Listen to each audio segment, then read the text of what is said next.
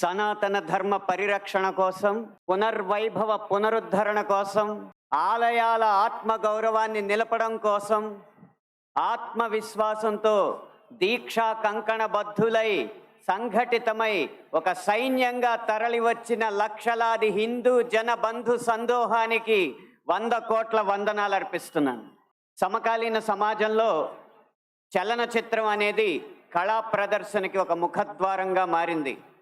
అది వెండి తెర మీదైనా, ఉల్లి తెర మీదైనా, మన చేతుల్లో ఉన్న బుజ్జి తెర మీదైనా ఈ చలనచిత్రమే సంగీత, సాహిత్య, నృత్య, నటనాది కళారూపాల ప్రదర్శనకి ముఖద్వారంగా మారింది. అయితే వచ్చిన చిక్కల్లా ఏంటంటే, చలనచిత్రం, సినిమా అనేది ఒక వ్యాపారాత్మకమైన కళాత్మకమైన వ్యాపారం.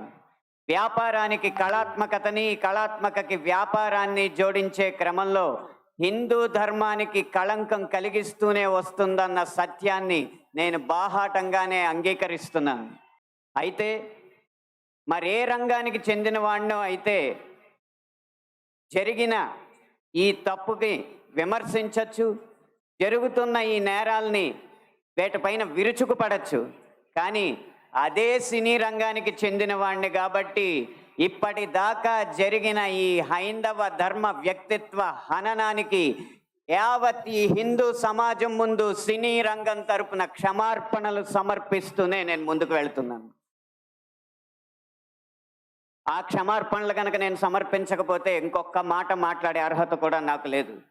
అయినా ఇక్కడ 4 మాటలు మాట్లాడడానికైనా నాకున్న ఒకే ఒక్క అర్హత ఏంటంటే, ఇక్కడ ఈ హైందవ శంఖారావాన్ని, శంఖనాదాన్ని పూరించిన విశ్వ హిందూ పరిషత్ నిర్వహించిన సరస్వతి శిశు మందిర్లో నా ప్రాథమిక విద్య అభ్యాసం జరిగింది. కాబట్టి సినిమాల్లో హైందవ ధర్మం మీద దాడి ఎలా జరుగుతుంది, హైందవ ధర్మ హననం ఎలా జరుగుతుంది అనేది ఒక 3 కోణాల్లో 3-4 ఉదాహరణలో క్లుప్తంగా విభజించి వివరించే ప్రయత్నం చేస్తాను. ఇక్కడ దాడి 3 కోణాల్లో జరుగుతుంది. అందులో ఒకటి కావ్యేతిహాస పురాణాలని వక్రీకరించడం, 2 తెర మీద కనిపించే పాత్రల్లో వినిపించే పాటల్లో హైందవ ధర్మాన్ని దుర్వినియోగం చేయడం, 3 తెర వెనక మా ముందు అన్యమతస్థుల ప్రవర్తన. ఈ 3 అంశాల్లో మొదటిది కావ్య పురాణేతిహాసాల వక్రీకరణ. వాల్మీకి రామాయణం, వ్యాస భారతం భారత సాహితీ వాన్మయ శరీరానికి 2 కళ్ళ లాంటివి. కానీ అదే వ్యాస భారతాన్ని, అదే వాల్మీకి రామాయణాన్ని వినోదం కోసం వక్రీకరించిన సందర్భాలు కోకొల్లలు. గత కొన్ని సంవత్సరాల ముందు వచ్చిన చిత్రాల నుంచి నిన్న మొన్న విడుదలైన కల్కి చిత్రం వరకు కూడా కర్ణుడికి పాత్రకి అనవసరంగా ఆపాదించిన గొప్పతనాన్ని చూసి ఒక సినిమా రంగానికి చెందిన వ్యక్తిగా నేను సిగ్గుపడుతున్నాను, నిర్మోహమాటంగా చెప్తున్నాను. అది కూడా ఈ కృష్ణా జిల్లా గడ్డ మీదే నిలబడి చెప్తున్నాను.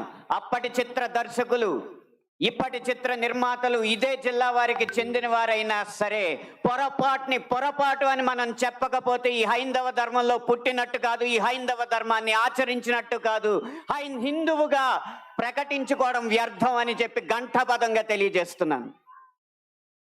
ఇప్పుడే ఈ సభలో, ఈ గొప్ప సభలో సత్యవాణి గారిని అభినవ ద్రౌపదిగా వక్తలు అభివర్ణించారు. ఆవిడే ఒప్పుకుంటారా? నిండు సభలో ద్రౌపదిని వలువలు వలచండి అని సలహా ఇచ్చిన కర్ణుణ్ణి సూర్యుడు అంటే సత్యవాణి గారు లాంటి మహిళా మండలి ఒప్పుకుంటారా? గంధర్వుల్ని చూసి, గంధర్వ సైన్యాన్ని చూసి ప్రాణమిత్రుణ్ణి కూడా వదిలేసి ప్రాణభయంతో పరుగులెట్టిన కర్ణుణ్ణి ధీరుడు, సూర్యుడు, వీరుడు అంటే ఈ హైందవ సమాజం ఒప్పుకుంటుందా? ఇలా ఎన్ని విధాలు చూసినా దానంగా వచ్చిన రాజ్యంలో తనకొచ్చిన కొద్దిపాటి సంపదని ఏదో దానాలు చేసినంత మాత్రాన ధర్మరాజు అంత గొప్ప దాత అని చెప్పి కర్ణుడిని అంటే మన సమాజం ఒప్పుకుంటుందా? నిన్న మొన్న వచ్చిన కల్కి సినిమాలో అగ్నిదేవుడు ఇచ్చిన ధనస్సును పట్టిన అర్జునుడి కంటే సూర్యుడు ఇచ్చిన ధనస్సు పట్టిన కర్ణుడు వీరుడు అని చెప్తుంటే యుద్ధంలో నెగ్గేది ధనుస్సా ధర్మమా అని ప్రశ్నించకుండా మనం ఊరుకుంటామా? ఒక్క భారతంలోనే కాదు, వాల్మీకి రామాయణంలో రాయి ఆడదైనట్టు, రాళ్లను తేల్చి వారధైనట్టు, రాముడు లవకుశుల మధ్య యుద్ధం జరిగినట్టు, ఇలా చిత్రీకరణకు అందంగా ఉండడానికి ఎన్నో అభూత కల్పనలు, ఎన్నో వక్రీకరణలు జరుగుతుంటే ఇంకా మనం ఇలా ఊరుకుంటూ ఉంటే ఎన్ని సినిమాలు ఎలా వస్తాయి? ఒక్క వక్రీకరణే కాదు, చిత్రీకరణలో, గీతాలాపనలో ఎన్ని రకాల హననాలు జరిగినాయో మనం గమనిస్తూ ఉండాలి. మీరు కొంతకాలం క్రితం ఒక హిందీ పాట వినే ఉంటారు, దమ్మరదం మిట్ జాయహం బోలో శుభ శ్యామ్ హరే కృష్ణ హరే రామ్. రండి దమ్ము కొడదాం, కలుసుకుందాం, శుభ సాయంత్రం చెప్పుకుందాం, తర్వాత హరే కృష్ణ హరే రామ్ అందాం. భగవత్ తత్వాన్ని, భగవద్భక్తిని జగత్ ప్రస్తుతంగా జగద్విదితం చేసిన ఇస్కాన్ వారి నినాదం హరే కృష్ణ హరే రామ్ని ఒక ఐటమ్ సాంగ్ లో పెట్టుకుంటే ఒప్పుకుంటామా? మీ ముందు ఇప్పుడు రెండు దారులు ఉన్నాయి. కాళీ అన్న సినిమా డాక్యుమెంటరీ పోస్టర్లో కాళికామాత సిగరెట్ కాలుస్తుంటూ ఒక పోస్టర్ వేస్తే మన ముందు రెండే దారులు ఉన్నాయి. ఒకటి నిమ్మకు నీరెత్తినట్టు కూర్చోవడం, రెండు నిగ్గదీసి నిలదీయడం. మీ దారి ఒకటా రెండా? పీకే అన్న సినిమాలో రాయి మీద పాన్ పరా కూసి అదే శివలింగం అని చెప్పి వెటకారం చేసి అన్య మతస్థుల మందిరాల్లోకి మాత్రం వెళ్లకుండా వాళ్ళు తరిమి కొట్టినట్టు తెలివిగా తప్పించుకున్నారు. అప్పుడు మన ముందు రెండే దారులు ఉన్నాయి, నిమ్మకు నీరెట్టినట్టు నుంచోవడం, నిగ్గదీసి నిలదీయడం. మీ దారి ఒకటా రెండా? కాస్మిక్ సెక్స్ అన్న సినిమాలో ఇంత అద్భుతమైన పీఠాధిపతుల ఆహార్యాన్ని అనుకరించి గురువులు, పీఠాధిపతులు వచ్చిన శిష్యురాలతో శృంగార కార్యకలాపాలు చేస్తున్నట్టు చూపెడుతున్నారు. మీ ముందు రెండే దారులు ఉన్నాయి, ఒకటి నిమ్మకు నీరెత్తినట్టు కూర్చోవడం, రెండు నిగ్గదీసి నిలదీయడం. మీ ఆప్షన్ ఒకటా రెండా? ఎంఎఫ్ హుసేన్ లాంటి చిత్ర దర్శకుడు, చిత్రకారుడు సరస్వతి, దుర్గా మాతల బొమ్మల్ని అశ్లీలంగా వేసినప్పుడు వారి కోవలోనే అక్రమ్ హుసేన్ అనే చిత్రకారుడు కృష్ణుణ్ణి బార్లో ఉంచి గోపికల్ని బికినీల్లో చిత్రించినప్పుడు మన ముందున్న దారులు రెండు, ఒకటి నిమ్మకు నీరెత్తినట్టు కూర్చోవడం, రెండు నిగ్గదీసి నిలదీయడం. మీ దారి ఒకటా రెండా?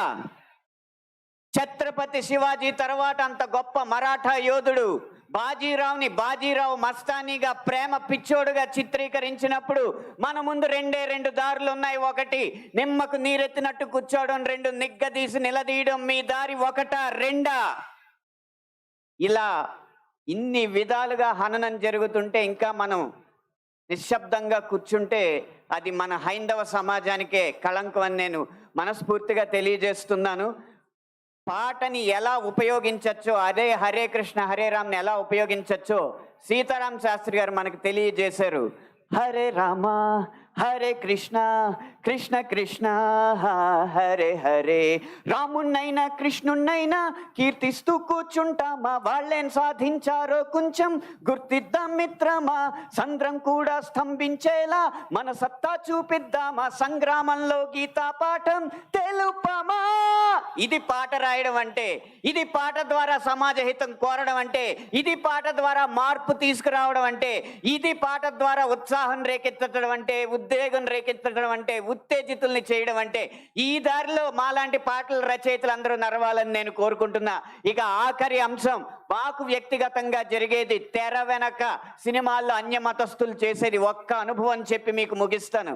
ఒక సినిమా పాట రాయడానికి నేను ఒక సంగీత దర్శకుడి దగ్గరికి వెళితే ఆ పాటలో బ్రహ్మాండ నాయకుడు అన్న హిందూ పదం ఉందని చెప్పి ఆ పాట చేయనన్నాడు. నువ్వు ఒక్క హిందూ పదం ఉందని చెప్పి పాట చేయనన్నావు కాబట్టి జీవితాంతం నువ్వు చేసిన ఏ పాటకి నేను రాయనని చెప్పి ప్రతిజ్ఞ చేసి 15 సంవత్సరాలుగా ఆ వ్యక్తికి నేను పాట రాయలేదు. అలాగే ఒక పక్క రాష్ట్రం సంగీత దర్శకుడు వెళ్ళగానే దర్శక నిర్మాతలతో తిరుపతి ఆలయ విధానాలని విమర్శిస్తూ ఉంటే వాళ్ళు మిన్నక కూర్చుంటారు, ఎందుకంటే వాళ్ళకి మార్కెట్ ఉంది కాబట్టి. ఇదే మనం ఇదే మనం గీత గీయాలి కింద.